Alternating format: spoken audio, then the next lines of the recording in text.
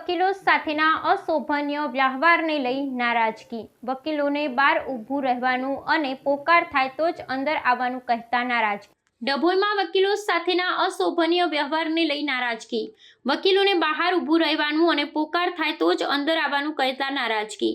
ડભોઈના ઇતિહાસમાં આજનો દિવસ કાળા અક્ષરે લખાયો છે, જેમાં મામલતદાર પીઆર સંગાડાએ મામલતદારની કોર્ટમાં ચાલતા કેસોમાં વકીલોએ બહાર ઊભા રહેવાનું અને પોકાર થાય તો જ અંદર આવવાનું, જેને લઈ વકીલોમાં નારાજગી જોવા મળી છે। જે બાદ હાજર વકીલ પોતાના બાર એસોસિએશનમાં રજૂઆત કરતા સિનિયર વકીલ અને ડભોઈ બારના મંત્રી નિલેશ બારોટે પોતાના સિનિયર વકીલો સાથે મામલતદાર પીઆર સંગાડાને રજૂઆત કરી વકીલોને કેમ બહાર જવાનું કહો છો, તો મામલતદાર પીઆર સંગાડાએ જણાવ્યું હતું કે વકીલો ન્યુસન્સ ફેલાવે છે અને દલાલોને પ્રોત્સાહન આપતા હોય એમ લાગે છે। વકીલોએ જન્મ મરણના કેસ ના લેવા જોઈએ એવી સુફિયાણી સલાહ પણ આપી હતી। વકીલો મોટી સંખ્યામાં સેવા સદનના ગેટ પર ભેગા થયા અને હવે આરપારની લડાઈનું મન બનાવી ચૂક્યા છે। રાજપીપળાની ઘટનાનું પુનરાવર્તન ડભોઈમાં થયાની ચર્ચાઓ પણ સાંભળવા મળી હતી। હવે જોવું રહ્યું કે મામલતદાર પીઆર સંગાડા વકીલોને નમતું આપશે કે પછી લડાઈ લાંબી ચાલશે। વકીલ મંડળના મંત્રી નિલેશ બારોટે એક નિવેદનમાં એ પણ કહ્યું, અમારા સિનિયર વકીલોનું પણ અપમાન મામલતદાર દ્વારા કરવામાં આવ્યું છે।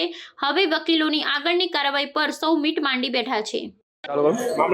આજ રોજ ડભોઈ મામલતદાર કોર્ટ ખાતે જન્મ મરણના કેસો હતા, જેમાં વકીલો ઘણી સંખ્યામાં હાજર હતા।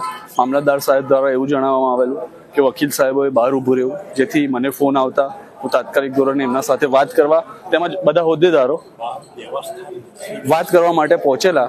બહાર એમના સાથે જે વાત કરી હતી, બહાર વકીલો માટે વ્યવસ્થા નથી, પણ અમારી સાથે તેમજ સિનિયર વકીલો સાથે પણ અભદ્ર વ્યવહાર કરી વકીલો એક ન્યુસન્સ પેદા કરે છે એવી હકીકતો જણાવી તમારાથી થાય તે કરી લો, અમે અંદર તમને નહીં બેસવા દઈએ એવું વર્તન કરેલ છે, જે અમે તમામ વકીલો સખત શબ્દોમાં વખોડી કાઢ્યો છે। આ બાબતે જિલ્લા કલેક્ટર અને આગળ સુધી અમારી જવાની પૂરેપૂરી સરકારશ્રી તરફ જવાની પૂરેપૂરી તૈયારી છે અને વકીલના હિત માટે હંમેશા આ લડત તમામ વકીલો ઊભા થઈને અમે આપીશું। અને વકીલો છો તમે, કેસો કમ લો છો, તમારે કેસો ના લેવા જોઈએ, તમારું કામ નથી એ હકીકતો જણાવી અમને અપમાનિત કરી બહાર કાઢેલા છે, જેનો અમે વિરોધ કરીએ છીએ। બહાર નીકળવાનું કારણ પૂછવામાં આવ્યું એમને કે કઈ નહીં, વકીલો માત્ર ન્યુસન્સ પેદા કરે છે, તમારે કેસો જ ના લેવા જોઈએ, જેથી કઈ દલાલોને બહાલી આપતા હોય, પ્રોત્સાહન આપતા હોય એવું અમને લાગ્યું છે, જેથી એ બાબતનો અમે વિરોધ કરીએ છીએ।